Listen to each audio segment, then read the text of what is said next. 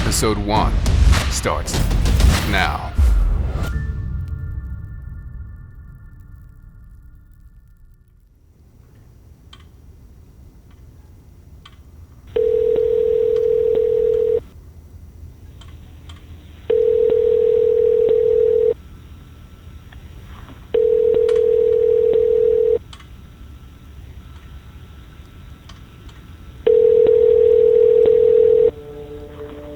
Hello? This is a collect call from an inmate at the Calumet County Jail. To accept this call, dial 5 now. The lady from New York called. Her name is Laura. The way she talks, she's trying to make a film or something, I don't know. She wanted to know if you got her letter. She wants to interview you. Yeah, I guess she's going to move here for a while. Yeah, I know. In Manitowoc. Maybe she's going to put you on TV. Oh, yeah, because she's going to cover this all the way through the trial. Yeah, because she said when she was out here before, she talked to the Hallbox side and everything. She'd like to talk to your side and interview people and stuff. I'm glad she's going to do this. Yeah.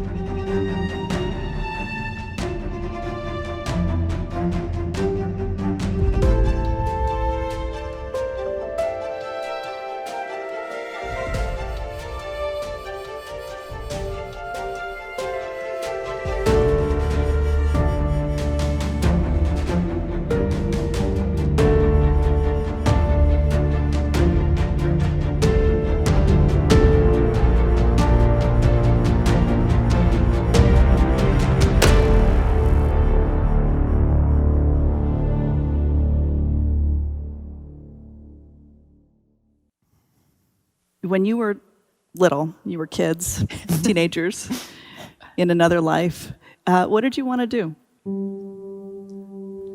I think in the broadest sense, I wanted to help people. I wanted to give back to society. Netflix's Making a Murderer. Well, I would say that it began with the ambitions of one woman, and I also think it's fair to say that it began with her emotions as well. Very shortly after Stephen was charged in November, a lawyer who was not particularly happy, I think, being a lawyer, and was pursuing film at Columbia University in New York, was riding the subway, and as you do on the subway, you read a newspaper, right? She said she saw you was on the front page of the New York Times paper. Yeah. Yeah. So it was way out there in New York.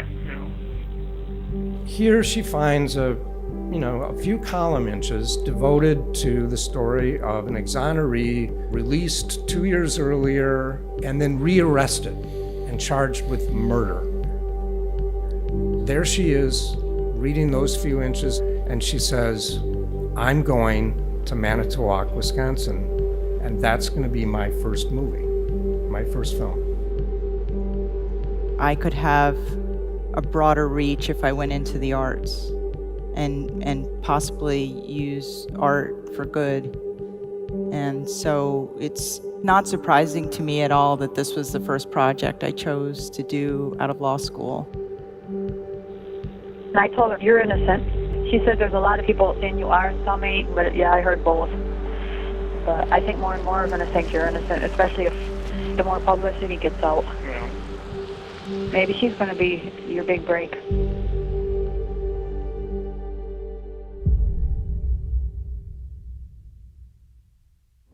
Now to a hot trend taking over TV. That Netflix series, Making a Murderer, explores the strange legal odyssey of Stephen Avery, who in 2007... Making a Murderer definitely made a wave the second it was released. Everyone was mentioning it. I remember hearing some coworkers down the hall talking about it and running over. Are you talking about Making a Murderer? I watched that too.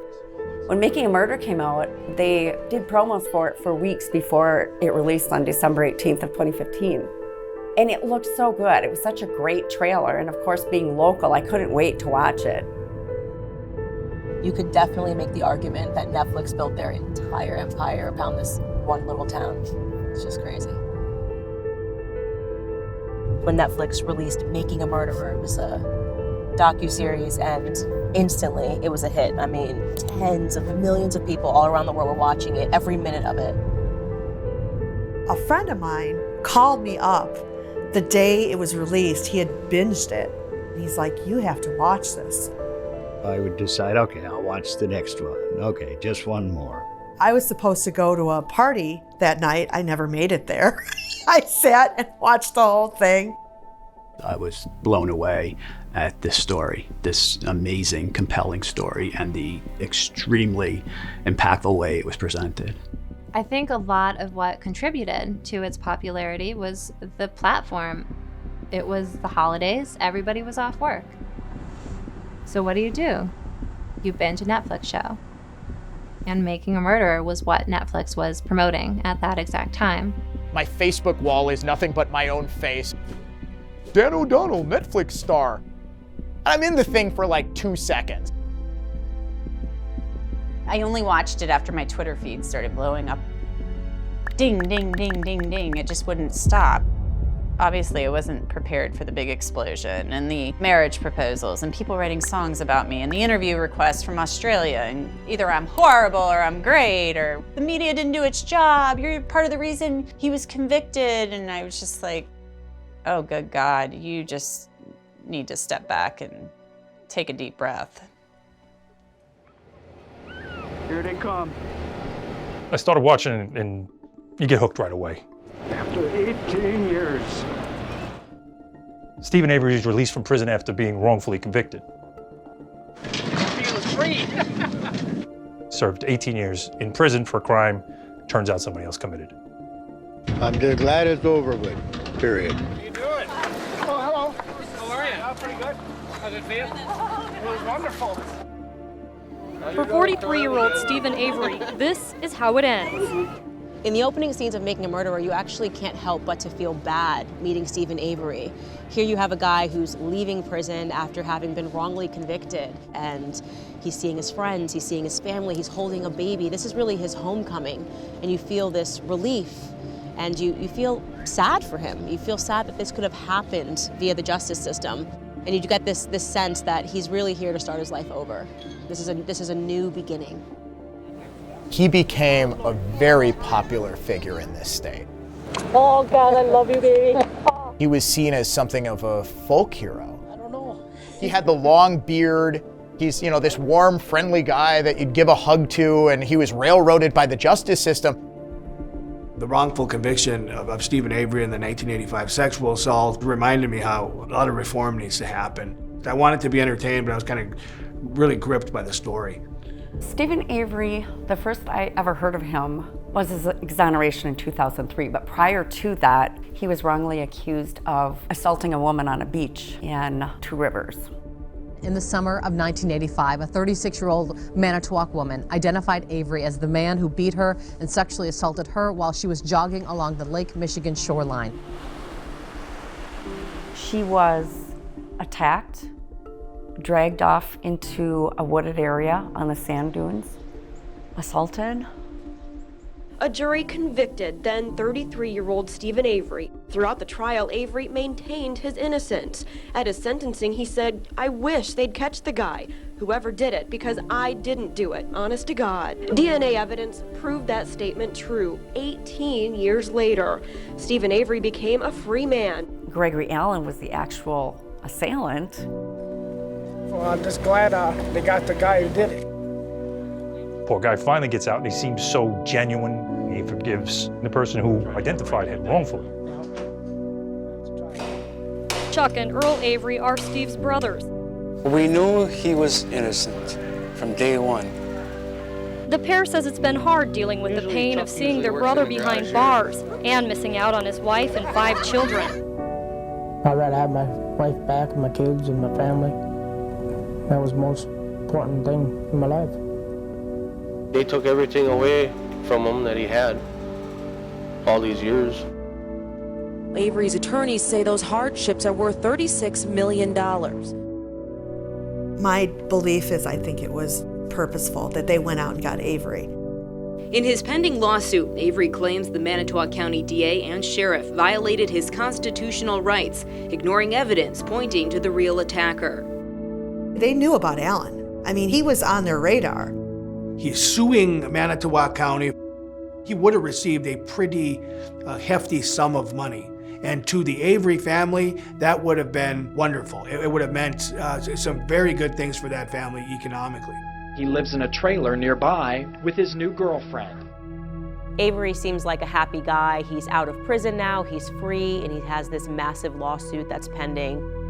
Everything was pointing up for him. He was with a woman he loved who loved him. His sister lives next door with her children. His parents live on the Avery salvage yard.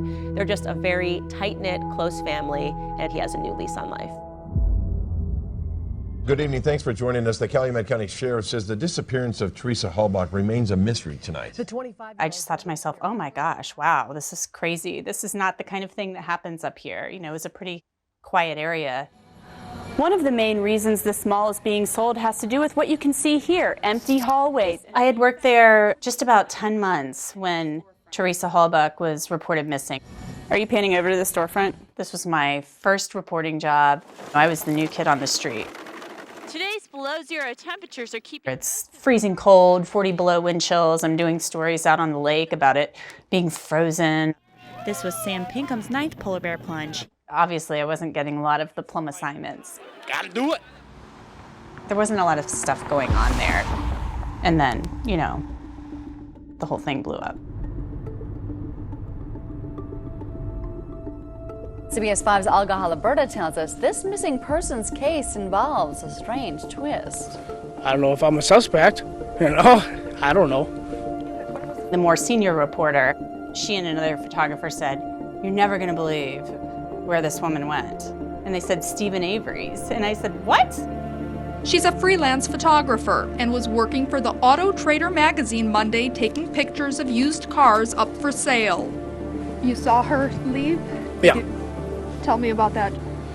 She took a picture, she writes down the serial number. She collects the money, then she goes to her car and turns around and leaves.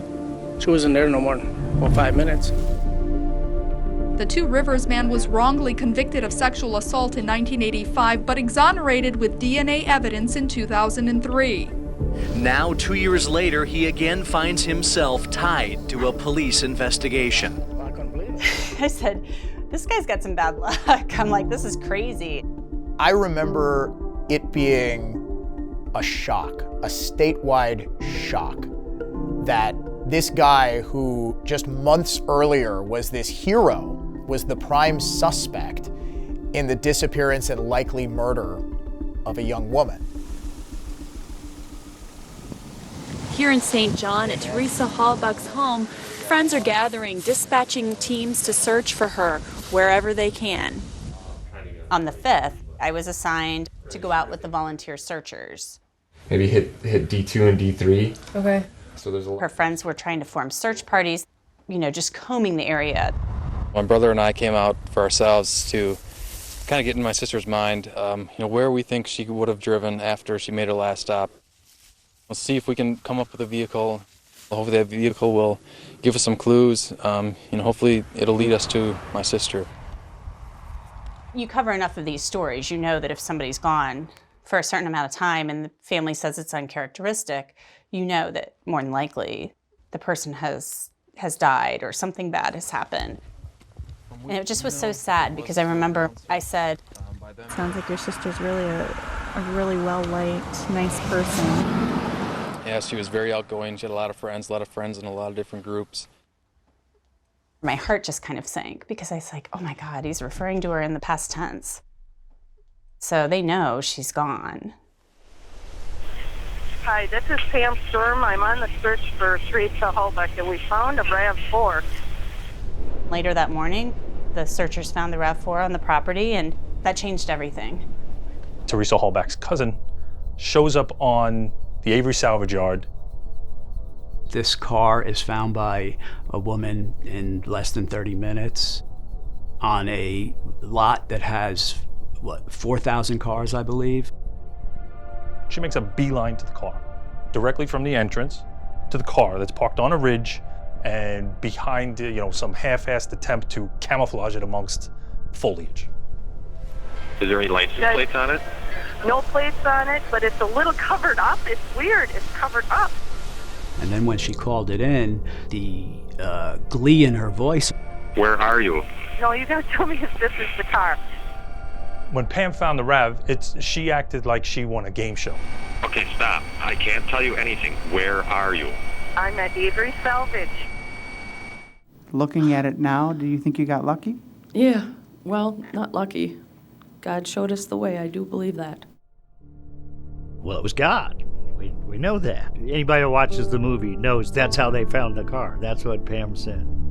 So there were really several pieces of evidence that Making a Murderer chose to focus on, one being the key to Teresa's car and how it was discovered. And then there was this unsealed vial of Stephen Avery's blood, which caused a huge uproar. And of course, the $36 million lawsuit that was hanging over Manitowoc County.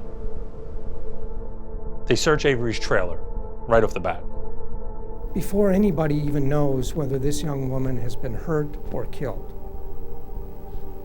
the focus is on Stephen Avery. Same day that they find the RAV, get a search warrant like yesterday. 3 days later, they find the key. They found Teresa Halbach's key in Stephen Avery's room. 7 searches of that little trailer and that little bedroom, and they find the key sitting in plain sight.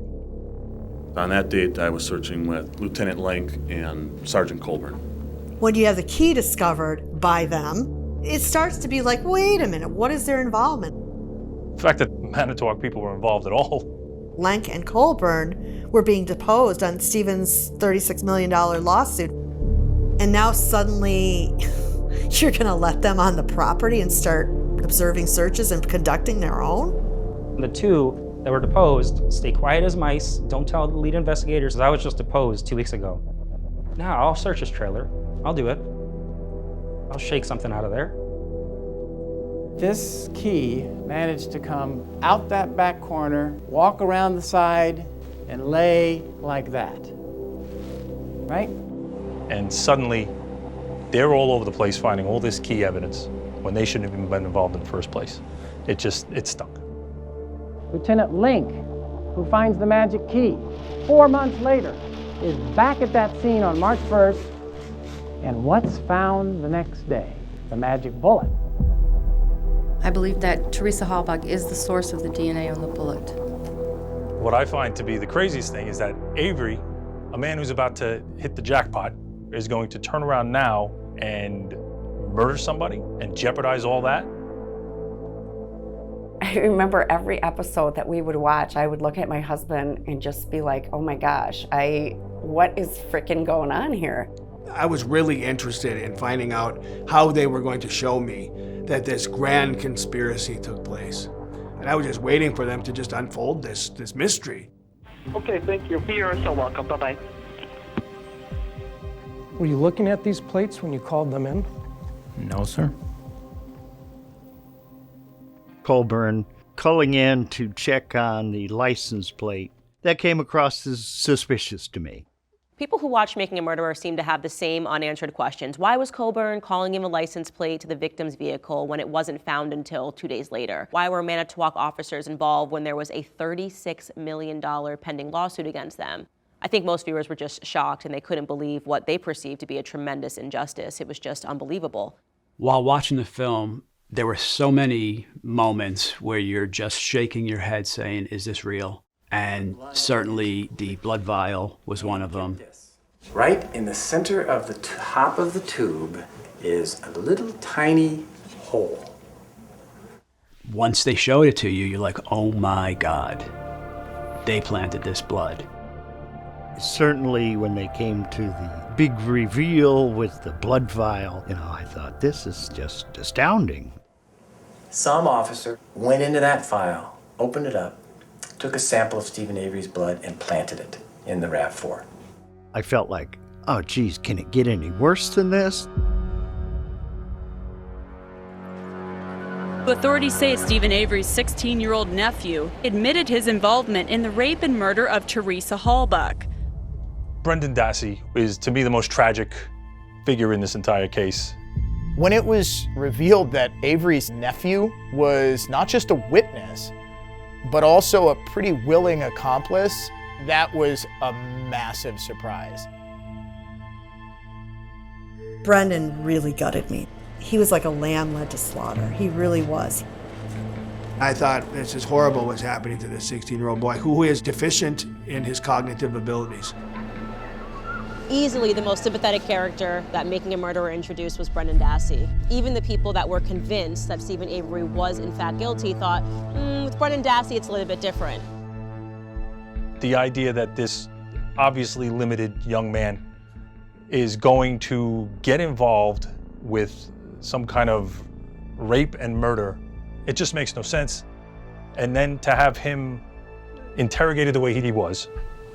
Brendan, what else did you guys do?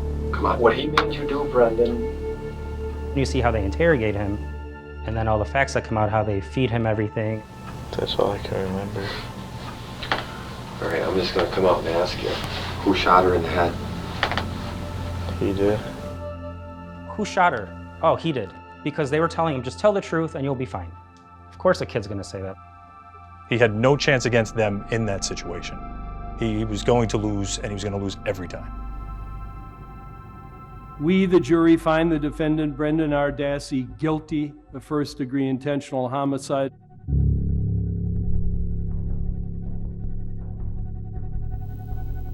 We, the jury, find the defendant, Stephen A.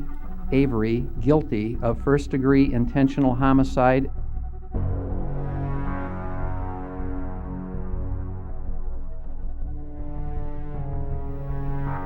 In terms of assessing your danger to society, the evidence forces me to conclude that you are probably the most dangerous individual ever to set foot in this courtroom.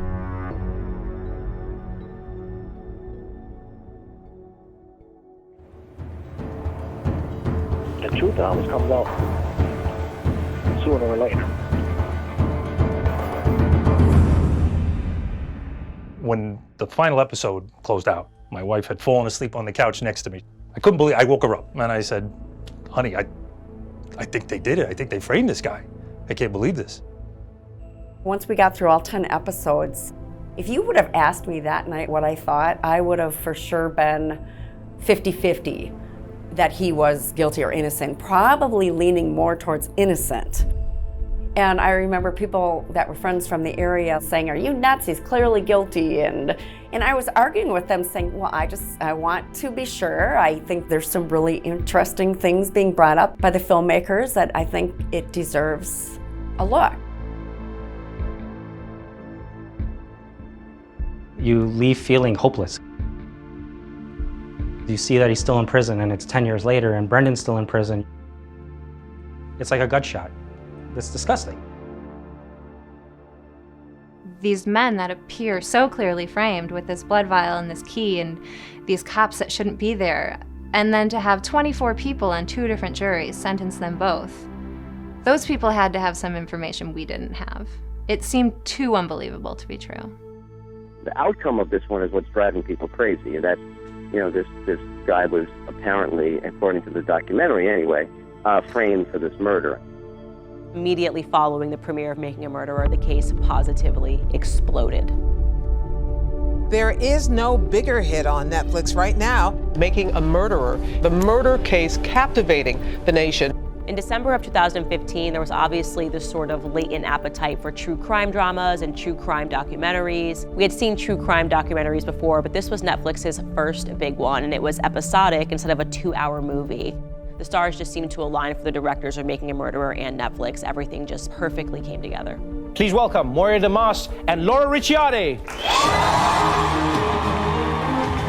It was released at this almost cultural zeitgeist moment with the hands up, don't shoot movement that was morphing into Black Lives Matter, that was, at its more radical elements, very anti-police.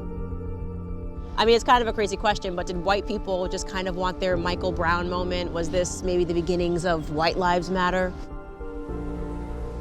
Now you have a white man who was being possibly framed. And I think that particular aspect of it, too, resonated with a white audience that might not particularly have been aware of the level of what goes on in other communities. White people were like, this can't be happening. Oh my God, how is an innocent man being oppressed by this system? And black people were like, exactly! And it was just this coming together of all these different societal forces that made it a worldwide phenomenon. People are signing petitions in mid-January to free Stephen Avery and Brendan Dassey based off of a documentary. The 10-part series triggering 2 petitions asking President Obama to issue a full pardon. One calls Avery's story an abomination of due process. The people were so disenfranchised with the way the justice system treated these two that they couldn't take it anymore. And I was part of that. How hard is it to ask for a fair trial? A fair trial in 1985, didn't he? Many viewers coming away feeling a miscarriage of justice may have taken place in Wisconsin. Libertad para Stephen Avery! Amen! Libertad! It was like the first people who I talked to about Making a Murderer. Can you believe this? It really seems like the Manitowoc County Sheriff's Department set up this guy. So many people were convinced. And it wasn't just average people that were getting involved in this case. There were some celebrities who got involved as well. Suddenly you go on social media and everybody from celebrities to your neighbors are tweeting and on Facebook talking about this. The discussions were everywhere. And to find that so many people saw it the way I did, I felt that it was only a matter of time until something was going to change it for the better. I'm like, you know what? I need to get in touch with people. I need to see if people are as outraged as I was. Do you feel like you guys have created a monster? This lit a fire in me, and I had to learn everything I could about this and to find out what possible remedies there were to this situation. What I did was I began researching the case. I joined Reddit because of this. I had the same reaction probably millions of people did. You were outraged and you just wanted to find more. You wanted to help in some way. I went on a mission to find the truth on this, and joining Facebook groups and Reddit and Twitter and sites I'd never heard of to just get any amount of information. Early on in the online community, people would have reasonable conversations looking at both sides of it. So it, at first, was a nice community. But as more and more information was released, there started to be a division.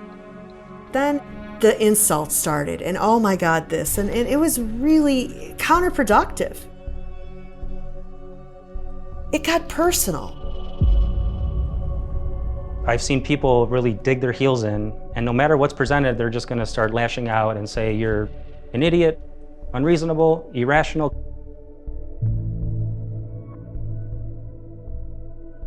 It became almost like 2 warring sides. And at that point, I suppose each side needed a name. The guilters were quite obvious. We were the ones who believe Stephen Avery is guilty. The truthers became the Avery supporters. So here I am, somebody who is now being referred to as a truther. They call people truthers generally who are conspiracy theorists. I don't believe 99% of the conspiracies that you read about out there. I don't believe in Bigfoot or anything of that sort. Aliens, Illuminati, maybe the Illuminati. That's what it became. It became these camps of truthers versus guilters. And it was no longer a discussion. It was a battle.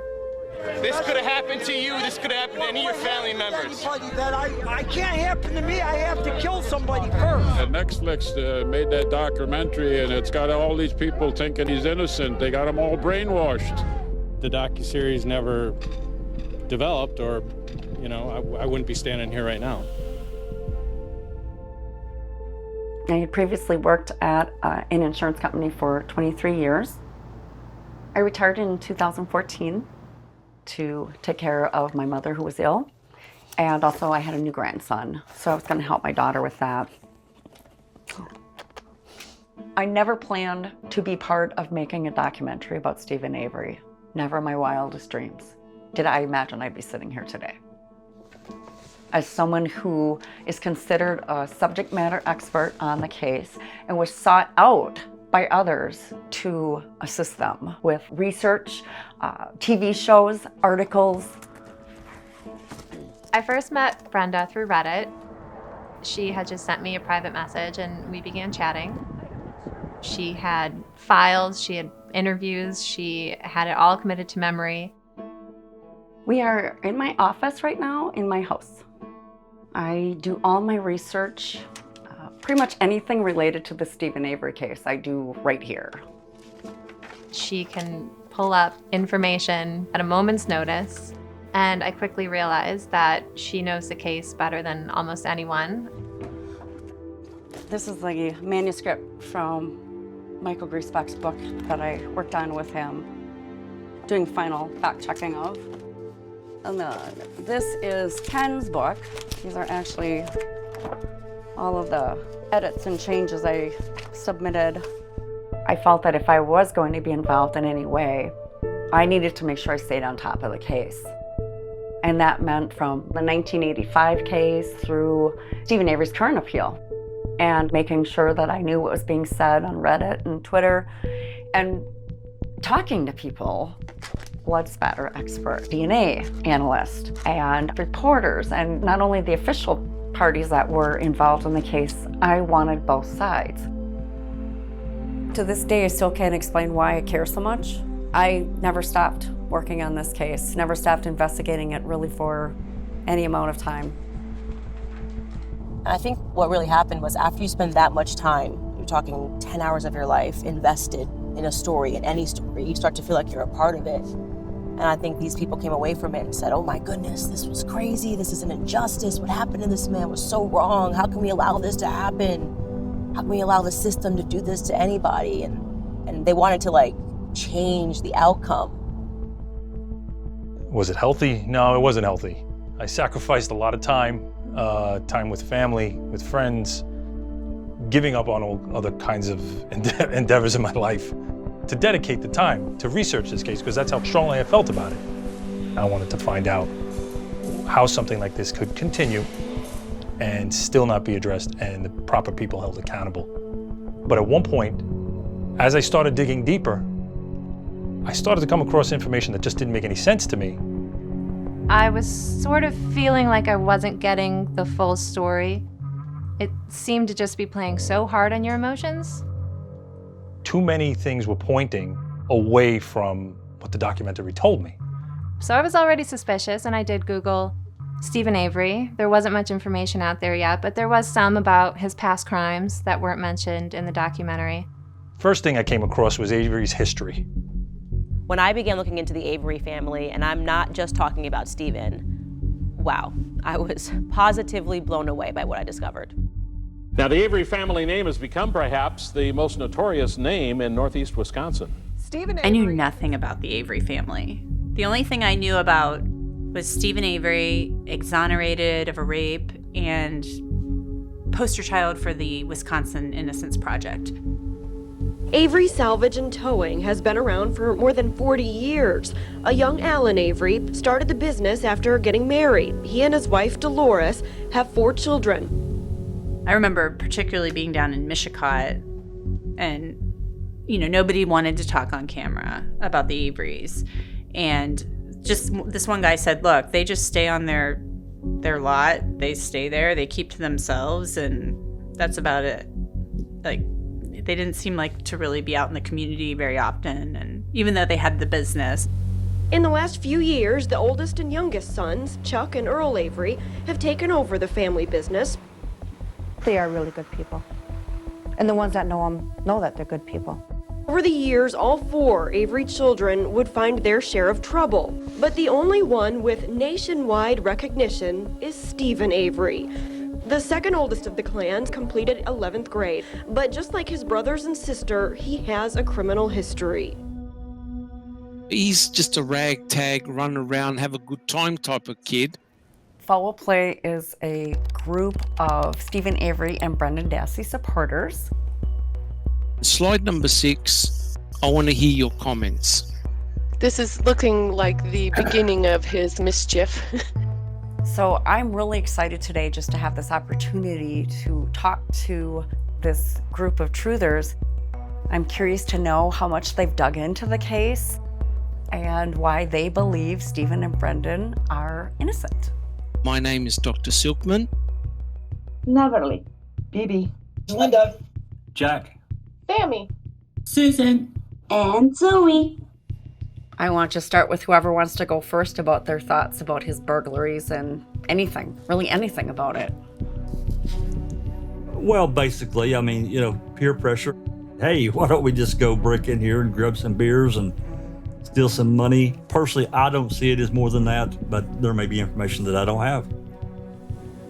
It starts when Avery was just 18. He and a friend broke into this bar on Harps Lake.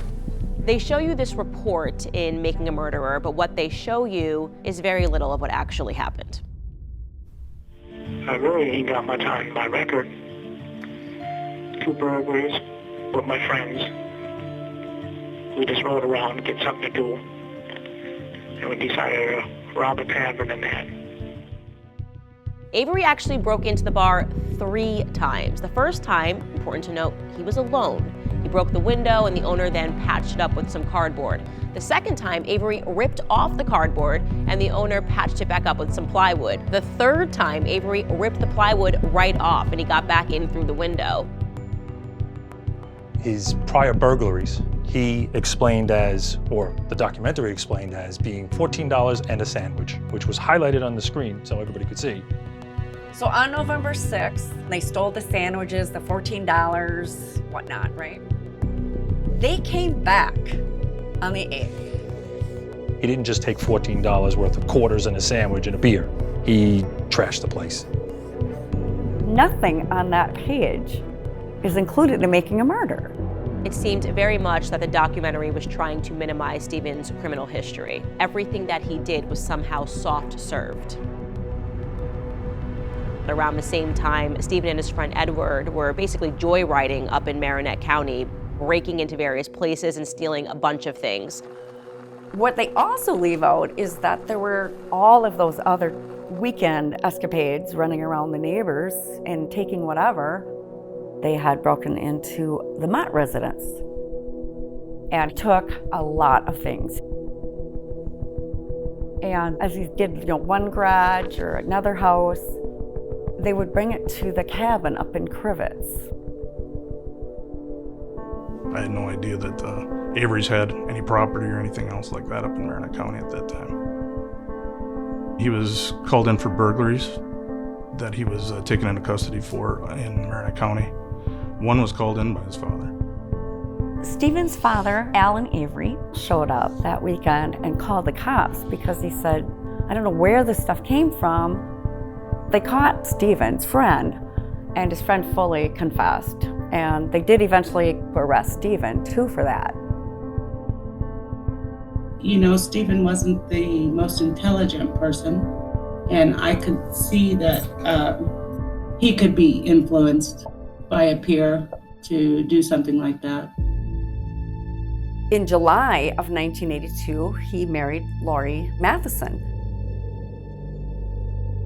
Stephen and his wife Lori, while on their honeymoon, Stephen unscrewed the Cuddick garage door and stole a push lawnmower and a small mini bike. We're not condoning it. He did bad things, but I think what we're looking here is the type of crimes he did. He never attacked people. He never raped women. He never bashed people up. He took property. They didn't allow that in court because it did not relate to this case. For the murder, right? For Teresa, Yes. You mean? None of this burglary stuff or anything we're talking about makes him a murderer. That's not what I'm saying at all. I'm telling you because I think we need to go back to the beginning to really look at who Stephen is outside of what we saw in Making a Murderer and what's available. Stephen was definitely somebody whose name would come up on reports. They would suspect that it was him. It wasn't just like one thing. He would do several things. He would harass several people. Stephen was upset with one of his friends and threatened to beat him up. He threatened his sister because she owed him money. He was calling her and harassing her. Lori notes in her Calumet statement during Teresa's investigation some of the things that had happened when she was married to Stephen. And one of those things was that Stephen had this obsession and he stalked his ex-girlfriend, Wendy. In early '82, after 6 weeks of dating, he proposed, and Wendy said no, she wasn't interested. So Stephen began to harass her. He started following her around. He threatened to shoot out her windows. He threatened to run her off the road. So there are several things like that where there really aren't formal charges brought, so there isn't a conviction.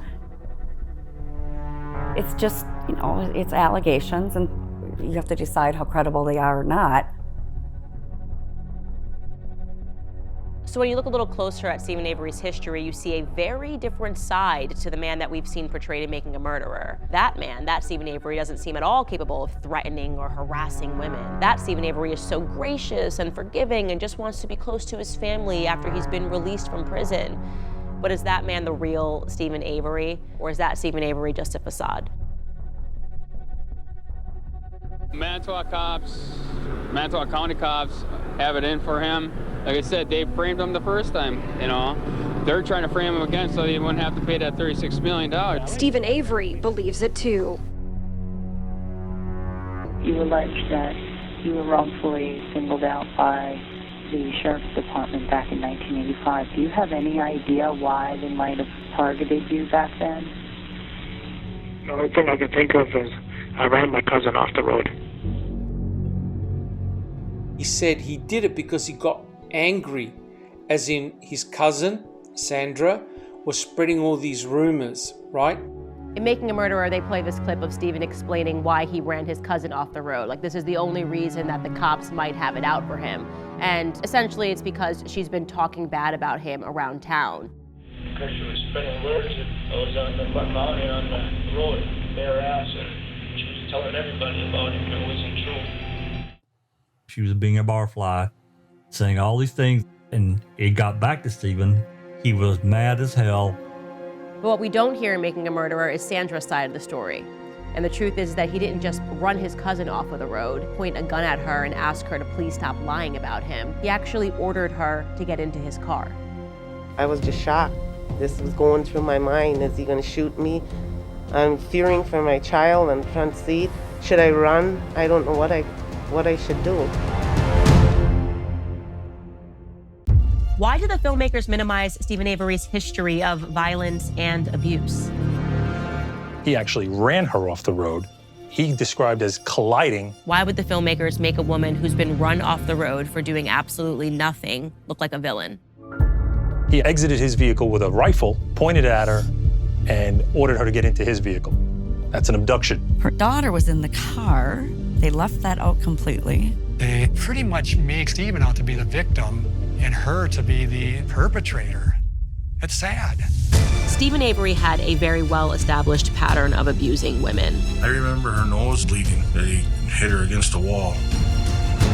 Why did you start writing her these letters? I mean, they're pretty scary. And I look in my rearview mirror and I see these headlights coming, and they're coming really fast.